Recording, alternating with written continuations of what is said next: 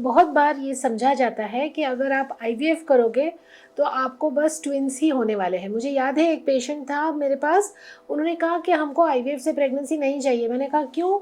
क्योंकि वो ट्विन्स हो जाते हैं, हमारे गांव में सबको पता चल जाएगा कि हमने आईवीएफ किया है।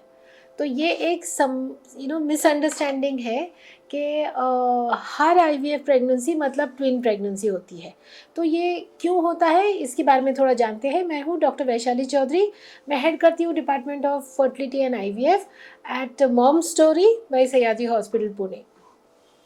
तो देखो, हम आईवीएफ में जो एम्ब्रियोज बनाते हैं, जो गर्भ बनाते हैं, तो वो गर्भ हम चूज़ करते हैं। हमारे पास कभी हम 4 गर्भ बनाते हैं, कभी 3, कभी 5, कभी 2। तो जो बेस्ट वाले गर्भ है, और हमारे यूनिट में हम ज़्यादा डे 5 के एम्ब्रियोज यूज़ करते हैं, ब्लास्टोसिस्ट एम्ब्रियोज यूज़ करते हैं। तो अगर हम 2 एम्ब्रियोज डालेंगे तो कभी कभी इसमें से एक इम्प्लांट हो जाता है और दूसरा वाला इम्प्लांट नहीं हो पाता, उसकी ग्रोथ नहीं हो पाती। तो अगर मैं 2 एम्ब्रियोज डालूं तो सारे ही पेशेंट्स को ट्विन्स नहीं होंगे। उसमें से समझो 30%, 25 to 30% पेशेंट्स हैं जिनमें दोनों भी एम्ब्रियोज अटैच हो जाएंगे और ट्विन्स हो जाएगा। कभी कभी ट्विन्स हो भी जाते हैं ज़्यादा बार, लेकिन एक्चुअल में वो लेटर ऑन ग्रोथ उनकी रुक जाती है। तो मैंने देखा है मेरे यूनिट में, अगर मैं 2 एम्ब्रियोज डालूंगी तो 30 to 40% मेरे पेशेंट्स ट्विन्स हो रहे हैं। इसलिए हमने सोचा कि अभी ये ट्विन्स होना तो ठीक नहीं है, क्योंकि ट्विन प्रेगनेंसी मैनेज करना कोई भी लेडी के लिए एक बहुत ज़्यादा हाई रिस्क की बात होती है, क्योंकि उनको बीपी बढ़ने की प्रॉब्लम्स, डायबिटीज़ होने की प्रॉब्लम, इन जनरल तुम्हारे हार्ट पे ज़्यादा लोड आता है और डिलीवरी भी नॉर्मल नहीं हो पाती है, सीज़र करना पड़ता है।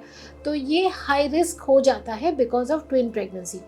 तो आजकल हमने देखा कि हम एक एम्ब्रियो भी अगर डालें तो वो भी अटैच हो रहा है। मतलब जो हमारा सक्सेस रेट हमने कैलकुलेट किया और हमने जितने भी पेशेंट्स को वॉलंटरीली सिंगल ब्लास्टोसिस एम्ब्रियो डाला, तो देखा कि यार इनका भी सक्सेस रेट अराउंड 55% आ रहा है। तो जब ये ऑडिट हम खुद करते हैं तो हमको पता चल जाता है, कॉन्फिडेंस आ जाता है कि हमारे एम्ब्रियोज हम लैब में इतने अच्छे बना रहे हैं कि 2 डालने की ज़रूरत ही नहीं है। देखो, पहले, अब मैं इस फील्ड में ऑलमोस्ट 30 ईयर्स से काम कर रही हूँ और as an IVF specialist 20 years से काम कर रही हूँ। तो 20 साल पहले ना ये टेक्निक ही नहीं थी, हम डे 5 के एम्ब्रियोज बना ही नहीं पाते थे। हम डे 3 तक या कभी कभी डे 2 पे ही ट्रांसफ़र कर दिया करते थे।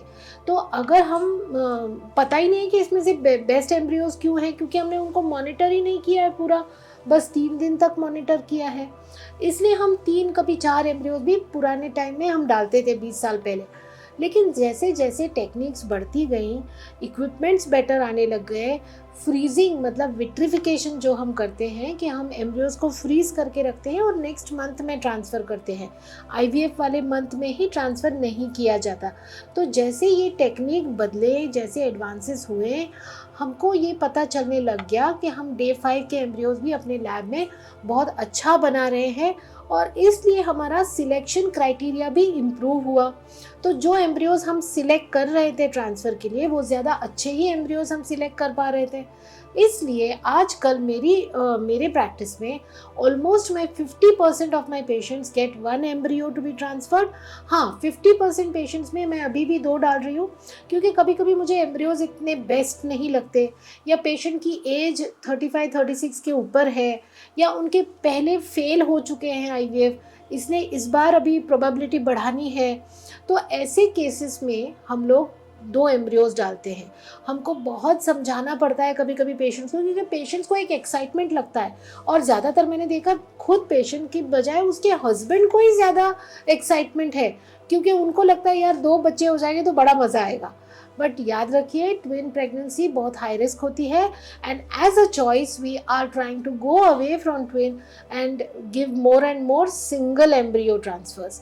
सो it is just a matter of choice. आप आपके फर्टिलिटी स्पेशलिस्ट से डिस्कस कर सकते हैं।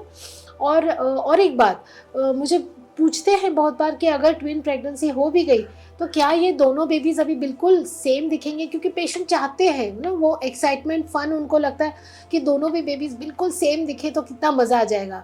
लेकिन यहाँ पर आपको समझना चाहिए कि जब हम आईवीएफ से प्रेगनेंसीज कर रहे हैं तो हम दो गर्भ अलग अलग ट्रांसफ़र कर रहे हैं। तो हर गर्भ अलग स्पर्म से बना है, इसलिए वो भाई बहन या बहन बहन के जैसे तो होंगे, सिमिलर तो होंगे, लेकिन नॉट नेसेसरी कि वो बिल्कुल सेम दिखेंगे। और एक मज़े की बात बताऊं, देखो आजकल क्या हो रहा है, हम लोग एट वन टाइम 4 करीब करीब एम्ब्रियोज या 3 एम्ब्रियोज बना लेते हैं, एक ट्रांसफ़र कर देते हैं, फिर उससे प्रेगनेंसी हो जाती है, प्रेगनेंसी के साथ फिर डिलीवरी हो जाती है।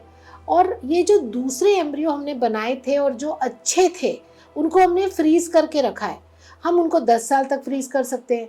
तो हमारे पास पेशेंट्स अभी आ रहे हैं और क्लेम कर रहे हैं सेकेंड बच्चे के लिए वो एम्ब्रियो जो उन्होंने 3 साल पहले या 4 साल पहले फ्रीज़ किया हुआ था।